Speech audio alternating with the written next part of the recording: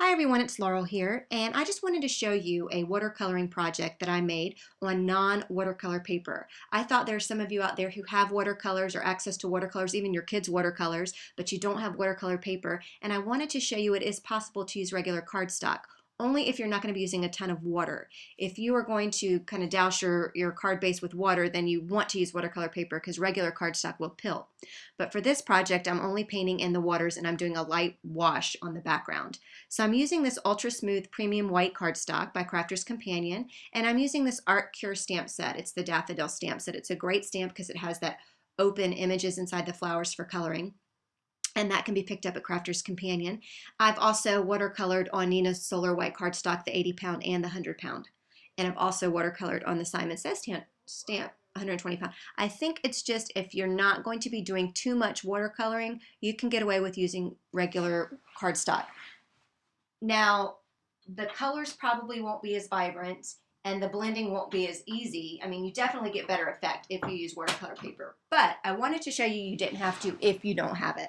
So I've gone ahead and inked up that Daffodil stamp with some Versamark, which is just a clear sticky ink, and I'm using some white embossing powder. This is by Hero Arts, to heat emboss my image. Now I like to heat emboss when I watercolor because it kind of adds this little barrier, or this little wall, if you will, when you're coloring. So it's just easier for me, totally don't have to do that. And I'm doing it in white because I just think it's fun. Normally I heat emboss in black, but I thought it would be fun to try out the white. So I'm going to be heat setting this white embossing powder on the white panel. And I'm using the Milwaukee heat tool, by the way. It's the best heat tool I've ever used. I've had 3 or 4 and I got rid of the rest of them and kept this one. So I just really like it. I like the precision tip. It gets hot really fast and it puts out an even temperature. So I've got that all heat embossed. I always keep my little image off to the side because it does help me with shading and stuff. And when you're embossing white on white, it really is quite hard to tell, especially if it's a detailed stamp set. So now I'm using these watercolors. They're new. I just picked them up, and they are Pure Take Gonzai watercolor or something like that. They're like Japanese. See all that Japanese print on there? It's super cool. I love the colors. I love that you get a lot of the colors, and the lid, you can put your color in and kind of create your own color swatch on the lid of the box. So I'm going to be using this today, and that's linked up below as well in the YouTube description and also on my blog. So I've got off to the side, which you can't see, a cup of clean water, and I'm using some of my Claudine hellmuth paintbrushes. I'm using the next to the finest one. Like there's a fine tip one, and then there's this one, and that's the one I'm using. And I'm just going to go in and just start playing around and adding some color, adding different greens. I didn't go in with a specific plan. I'm just going to go in. I'm going to have some fun. I'm going to play some music and kind of speed it up just a little bit so you're not so bored. But basically what I'm doing is just going to go in and add all the individual colors, making sure I'm cleaning off my brush before I move on to another color so I don't get some weird color. And being careful with how much water I put down because, again, it's not watercolor paper, so it's not built to absorb the water. So I do not want to ruin this. I do not want my cardstock to pill or anything like that. So I'm just going to go in and add different colors and play around. I'm going to do a couple of different mixtures just to see how it looks. Again, I don't do any, I probably should, but to me, painting is just fun and it shouldn't be stressful. It should be fun and freeing. And I know a lot of people mix their colors ahead of time to see what it looks like. I just kind of wing it. Now, it's probably not always a good thing, but I just don't want to be stressed out trying to, you know what I mean? I just want to go in, I want to paint, I want to have fun. Just like when you were a kid and you were coloring, and at that time you didn't care if you went outside the lines. That's how I view watercoloring. You just go in and you just do it. And I like this so much better than using alcohol markers because the water does all the work for me. And I'm really not all that great with alcohol markers like the Copics and the Spectrum Noir or the colored pencils either. But I just love watercoloring because, like I said, the water does the work for you. So I'm going to go ahead and turn on some fun piano music and speed this up a little bit so you don't get bored and fall asleep.